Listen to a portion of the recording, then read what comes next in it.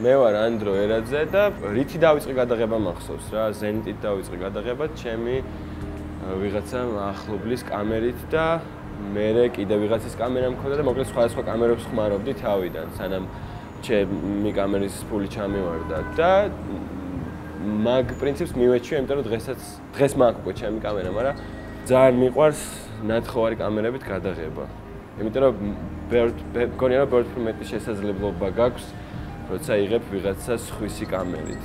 იმიტომ რომ ბევრ უფრო თავისუფალია კამერა მაშინ, როცა შენ არ გეკუთვნის. და როცა უკვე ფლოპ კამერას, მერე შენ თუნდაც რასნაირად მეეგრე მაქვს, რასნაირად წინასწარ იცი ყველაფერი და ნაკლები ექსპერიმენტირების საშუალებას გაძლევს. ტექნიკას არ აქვს მნიშვნელობა, იმიტომ რომ ვიყენებ, უბრალოდ ვეძებ ხოლმე განათებას. ბოლო პერიოდია, რაც ამ პრინციპით მუშაობ, ძირითადად ღამე ვიღებ ხოლმე, იმიტომ რომ ბევრ უფრო მეტ საშუალებას იძლევა ექსპერიმენტირების, იმიტომ რომ არ არის ბუნებრივი განათება და არის გარედან შემოსული სხვადასხვა შუქები და უფრო მეტი ალბათობა იმისი, რომ გამოგივიდეს ისეთი რაღაც, რასაც არ ელოდები.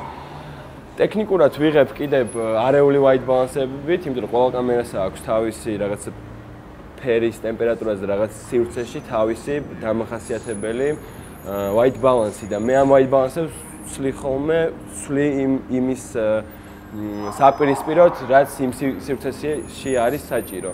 აქედან გამომდინარე, ექსპერიმენტის მხრივ ბევრს უფრო საინტერესოა, იმიტომ რომ პრინციპში არასდროს არ ვიცი რა გამოვა რა. ნებისმიერი ემოციურად ან განათებით დატვირთული გამოსახულება თავისთავად გულისხმობს კომპოზიციურობას. არ აქვს მნიშვნელობა კომპოზიციას, ფერის ტონალობას, განლაგებას და არაფერს რა. მთავარი არის ჩემთვის ის, რომ იყოს გულწრფელი.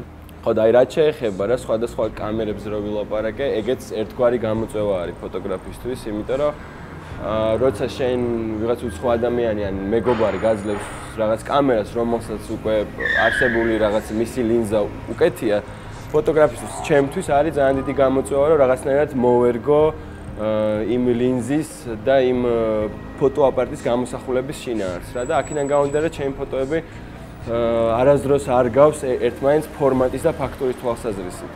ჩემთვის მთავარი მამოძრავებელი ძალა არის ის, რომ რაღაცნაირად ჩემი კომფორტის ზონა დავაფიქსირო რა.